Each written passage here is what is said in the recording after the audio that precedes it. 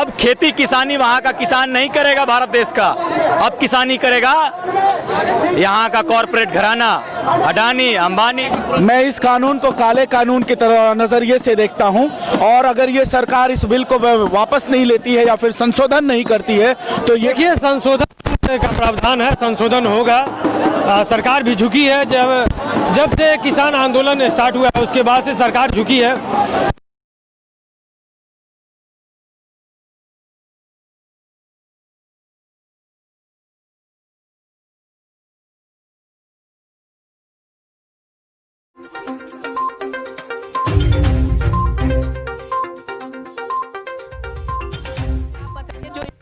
कानून लाया गया है, वे कौन कौन सा कानून है, इसके बारे में आप क्या जानते हैं कि इसी तरह आप प्रोटेस्ट में शामिल हो गए हैं? इसके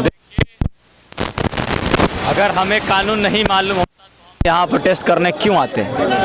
और आपको मैं बता देना चाहता हूँ, मोदी सरकार ने जो 3 कानून बनाए हैं वो तीनों किसान विरोधी हैं। और अगर वो किसान विरोधी कोई की बिल बनता है तो वो देश विरोधी है, क्योंकि भारत देश कृषि प्रधान देश है। इस देश में किसानों के विरोध में कोई भी ताकत को बर्दाश्त नहीं किया जाएगा, चाहे वो मोदी की सरकार हो या फिर ये कॉरपोरेट घराने के लोग हो। तीन जो कानून है उसके बारे में आप बता सकते हैं? देखिए, जिस तरीके से पहली कानून में पहला मामला ये है कि एपीएमसी को खत्म किया जा रहा है, मंडियों को खत्म किया जा रहा है। किसानों को, हमें मालूम, बिहार के हम निवासी और हम भी निवासी हैं, यहाँ हमारे भी परिवार के लोग खेती किसानी, हमारे भी फैमिली के लोग करते हैं, लेकिन जो सही उचित मूल्य है वो नहीं मिलता, क्योंकि बिहार में एपीएमसी को मंडियों को 2006 में खत्म कर दिया गया। लेकिन देश के कई जगहों पे एपीएमसी था, मंडी था। तो एमएसपी है। एपीएमसी के अंदर एमएसपी रेट तय होता है, सरकार एमएसपी रेट तय करती है, जो किसानों को नहीं मिलता है। ये एपीएमसी को खत्म किया जा रहा है। दूसरी बात यह है कि जमाखोरी की बात है। जमाखोरी, आप अनलिमिटेड जितना चाहे खाद्य पदार्थ जमा कर सकते हैं। आप ही बताइए, ये आम आदमी, एक अनपढ़ आदमी भी बता सकता है कि जमाखोरी आम लोगों के लिए कितना खतरनाक है। और तीसरी बात है कॉन्ट्रैक्ट फार्मिंग। कल तक हम कहते थे कि हमारा देश कृषि प्रधान देश है, किसानों का देश है, लेकिन अब खेती किसानी वहाँ का किसान नहीं करेगा भारत देश का, अब किसानी करेगा यहाँ का कॉरपोरेट घराना, अडानी, अंबानी, रिलायंस, टाटा, बिरला।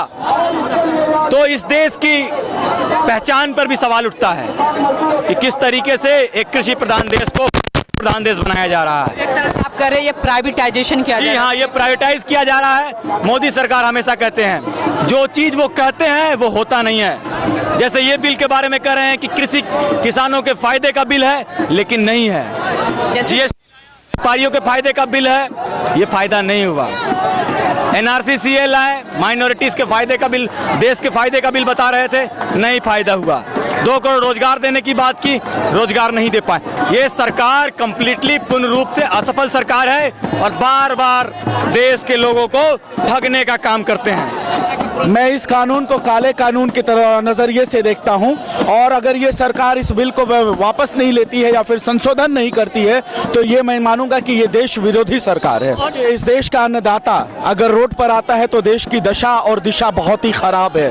देखिए, संशोधन का प्रावधान है, संशोधन होगा। सरकार भी झुकी है। जब से किसान आंदोलन स्टार्ट हुआ है उसके बाद से सरकार झुकी है।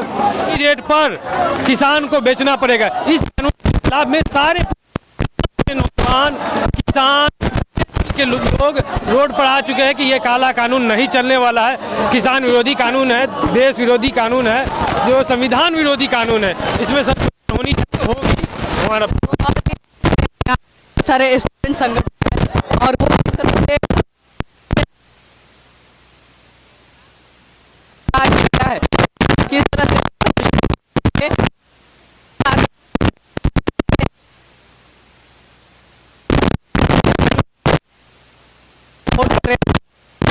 बनाने की कोशिश कर रहे हैं। और जैसा कि भारत